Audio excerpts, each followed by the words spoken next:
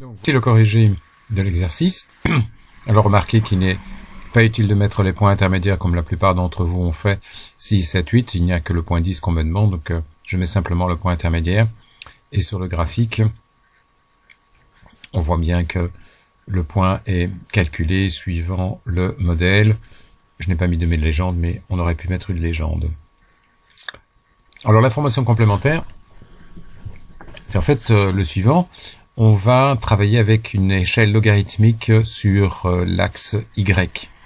Alors pour avoir une échelle logarithmique, c'est beaucoup plus simple que lorsqu'on l'a fait en classe. On passe aux modifications avancées dans le graphique. On va aller rechercher l'axe vertical. Et puis on précise que l'on veut simplement une échelle sur l'axe vertical. On veut une échelle logarithmique. Voilà l'échelle logarithmique. Donc, comme on remarque, c'est bien une échelle logarithmique. Et ce qu'il y a de remarquable, c'est que lorsqu'on travaille avec une échelle logarithmique sur les Y, alors les données sont alignées. Les données sont parfaitement alignées.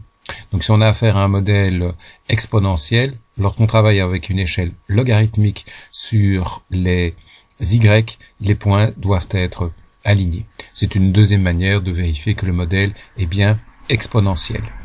Donc, on précise, si on met le graphique avec une échelle logarithmique, on précise ici, entre parenthèses, échelle logarithmique. Et voilà, et vous voyez que les données sont parfaitement alignées. Et avec le commentaire. Voilà.